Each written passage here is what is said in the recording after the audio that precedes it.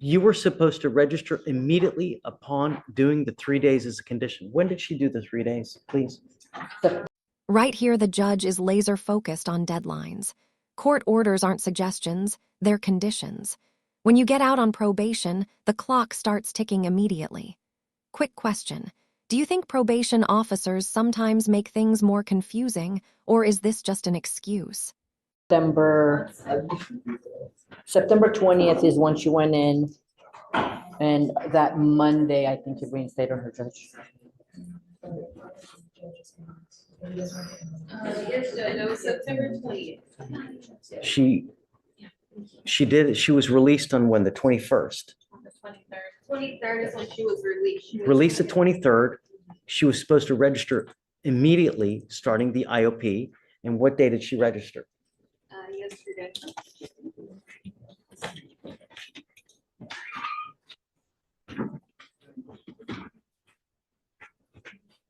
Says her probation officer told her she had a month. I told you here what you were supposed to do.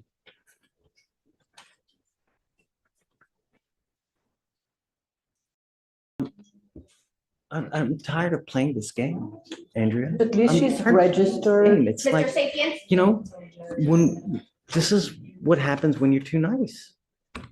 It's over and over. People take advantage of you like crazy. It took 1, 2.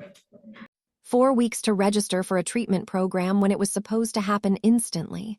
That's not procrastination. That's playing chicken with the court. And spoiler alert, judges don't blink. 3, 4 weeks for her to sign up for IOP, Andrea. 4 weeks. Can you, since she's already registered? No, I mean, I'm done with this. I'm just, what? Let her see if she goes, if she attends. I don't have there's not much that I can say. I don't have much to stand on. She But doesn't take us seriously. I'm hoping that you will allow, since she's already registered, you'll allow her. Let's do this. Let's do this. Because she has an ankle monitor on. That's on. It's I'm on. gonna send her for a drug test right now. I want to see what if anything that she's going to test positive for. And then right now, I want to send her for a test. And then I guess we'll talk when she comes back. Because first things first, I want to know if she's clean. If she's not clean, it's over. Okay. That's it. But if she's clean, then we'll talk about how we go further. They But- send her back here. Yeah. How long? So I know how to manage everything else. that I I have your cell phone, right? Yes. I'll text you when she comes back Okay. and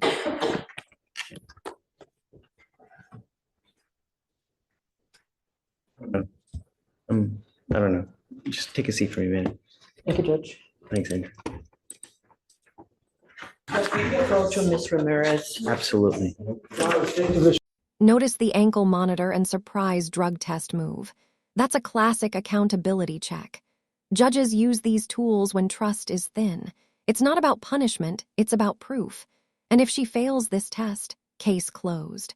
Is that follow the recommendation of the probation department either feels A, she's reached a point to where they can no longer help her and she needs a higher level of care than the probation department can give her, or B, if the probation department feels that they can still treat her, we follow the recommendation of the probation department, B being Texas. And they requested a 6-month extension, but her last been under 7 months. But Judge, if she registered for the classes, there will be completed in 6 months. I'm not doing a 6-month reset for her to do one class a We week. can bring her to court. We can bring her to court for status updates. I'm 100% on board with that. I think that that's actually a very good idea. But what I'm saying is that the probation department feels that she could be helped with the IOP and SOP. That's my understanding. Please correct me if I'm saying something wrong. My understanding is that probation department feels that they could help her with the IOP SOP. I think that to her defense, nobody told her she needs to register, at least as far as I'm aware, 2 to 3 times a week. So I if told her last time we were here. now when we approached, because I was with her, Yes, Judge. I No, told I her. was with her and I don't remember you saying that. I told her what you need to have done And then this is what you registered for. When you come back, this is what we're gonna end up doing. Regardless, look, regardless. What I'm saying is, since the probation department feels that they can help her, if she can register to one of the three, and I'm gonna bring her up here with, if you decide to allow her to continue, I'm gonna bring her up here and we all talk, so everybody's on the same page. If she does it within like a week, not a month like we did last time. I'm not ever going to reset her for over 2 weeks at a time And that's because I fine. can't trust anything to happen. And that's fine. And Mr. Lindsay, unfortunately, the way it works is that it's like unfortunately, like a little child. They push and they push and they push. And it's truly, it's childish because they push and they push to see how much they can get away with. And as evidenced here, you sign up the day before court. This is all It's, predicated on if the court does not rescind its order for supervision. what I'm gonna do now is I'm going to reset her for 1 week. She has 1 week to sign up for the 3-time-a-week course. She needs to come back, show us that she's done that, and then after that, I'm going to set her off 2 weeks. Every single 2 Can I bring her up weeks. here? So Sure. I want her to be part of the conversation, so if she comes back and she doesn't do, so nobody can, so there's no possibility of saying, I'm so over this, it's just ridiculous. Come up, Ms. Ramirez. So I will indefinitely set this case off 2 weeks at a time to make sure that it gets done. Because I can't do 4-week resets anymore, unfortunately. So we are now going to have to micromanage just.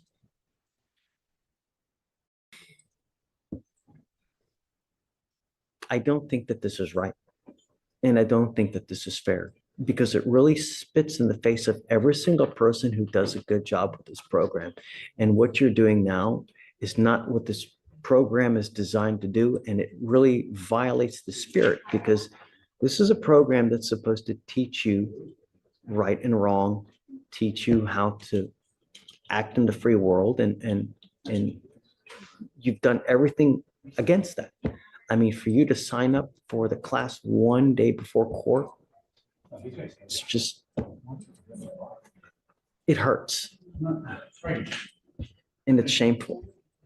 Because when I told you, last time you were here, I told you that I wanted you to sign up immediately after you were done. And you sat there and you waited. Not 1 week, not 2 weeks, not 3 weeks, 4. Listen to the frustration here. The judge isn't just upset at her, he's defending the program itself. Imagine being a judge and seeing people treat rehab deadlines like homework extensions. What would you do? Give one more chance or cut it off right here?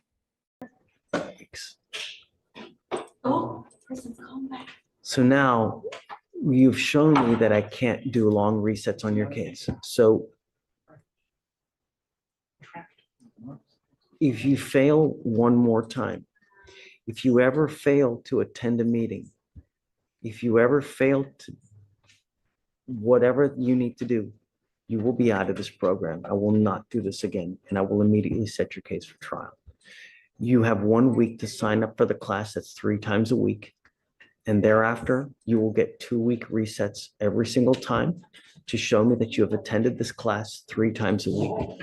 If you fail to go one of those times in a week, because it's the class is designed for you to go 3 times a week, every week. And if you fail to do that, that's it. Do you understand? Yes, sir. Judge, just to make sure we're all on the same page. Judge is asking you to go back to that list that you have and find a place that offers the program 3 times, IOP 3 times a week. What are the requirements? Is SOP once a week or, But she okay, has to complete IOP first. right. So you have to go back to the list, find a place to register for IOP that does it, that meets 3 times a week. You do IOP, and once you're done with IOP, you find SOP that meets once a week. And you have to 90 have, days. Okay. right, and you have to be registered in the IOP that meets 3 times a week by next court setting, which will be in about a week. Not about exactly a week. Okay, from do I today. have it Next correct? Wednesday. Do I have it correct, Judge? Right, okay, so do you understand that? Yes. There's not gonna be another 2 months. Okay. State has nothing further, Judge, for the court. See you in a week. Thank you, Judge.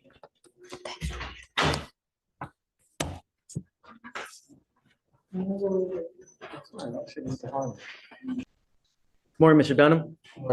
How's jail? Terrible. Great.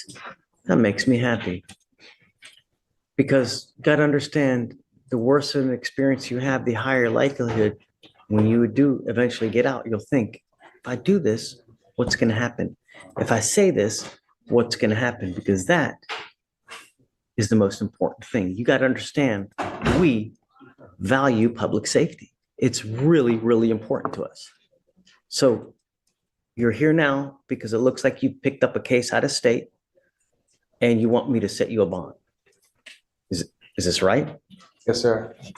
You need to understand that my only concern are two things. Number one, are you a danger to my public?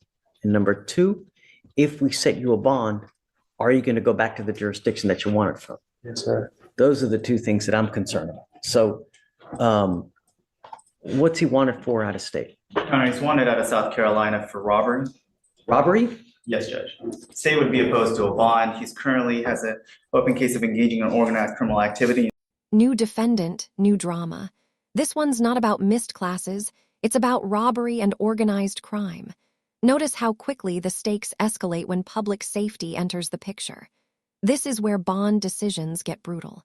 He's also on deferred for a third-degree felony theft, which he has not yet made the bond collectively of $50,000. He's also had a prior evading with a motor vehicle, misdemeanor evading motor vehicle, criminal mischief, and a theft. And it looks like based on the dates of each charge is that they're slowly escalating. It started with catalytic converters where he's using electric saws to steal them, but in the last evading is that he was also driving a stolen vehicle, and obviously now he's using weaponry or threats. And so based on the fact that from 2022 to now that he has been charged at least 6 times, 3 of which are felonies, and the fact that he has 2 open cases that he has not yet made bond on, is that he's a definition of a flight risk and safety risk. So I would be opposed to it.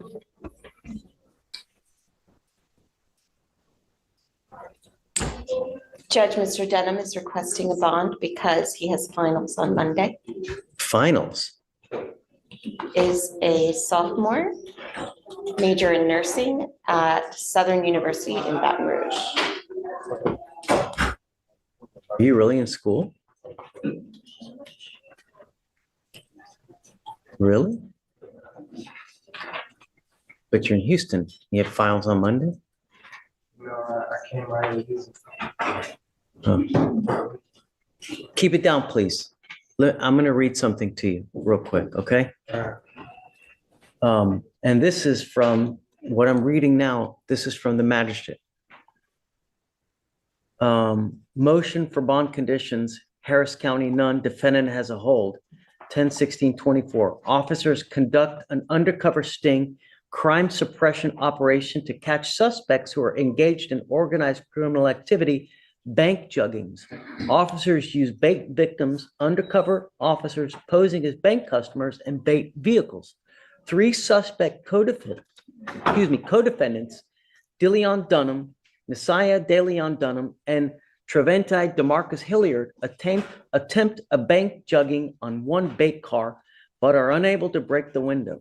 Shortly thereafter, they conduct a bank jugging on a second bait car, and this time break the window. Bus signal given, and the officers execute a vehicle containment technique and a felony stop and apprehension. All 3 suspects, defendant in possession of criminal instruments.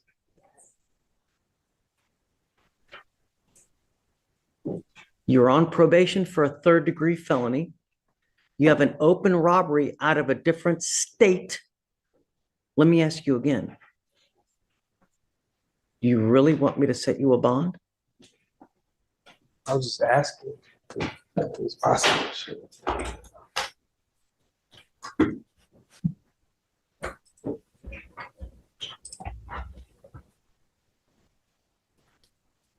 No.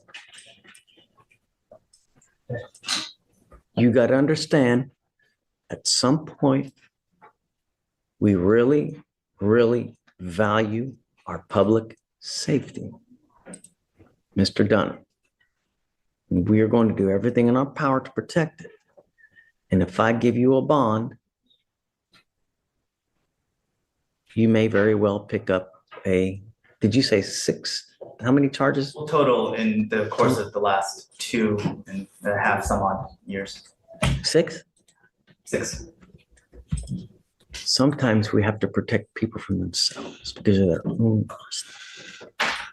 So, Mr. Dunham, I'm sorry, but I really think that you are a complete danger to our public, so I can't do it.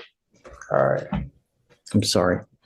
But The local is likely going to get reset for Tuesday, then reset again. He's set for preliminary appearance upstairs, so it's just an arraignment, but it's likely going to get kicked out again for discovery. And so I'm just letting. here's the deal, though. You need to understand that you have not made bond on your felony case. Okay, well, here's the deal. The problem is that while you have not made bond, your case here, the fugitive case, remains in a holding pattern. So the time that South Carolina would normally need to come get you is told until you make bond on that felony case.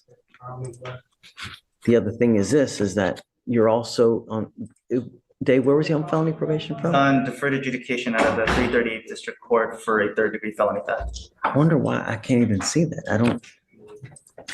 Have they issued a motion to revoke on that one as well? No, they set. Well, for some reason, it says to hold on JWeb, but it doesn't show it on, no, hold on. It's just from a couple of days ago. I'm assuming they're just following the MAJ today. On the, Is that what you see, Dave?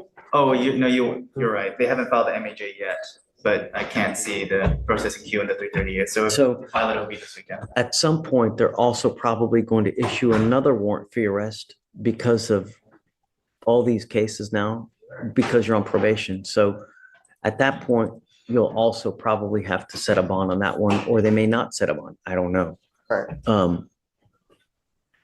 How old are you? 20. You're 20? All right. Going the wrong way, Mr. Dunham. You're really, really begging for a lengthy prison sentence, dude.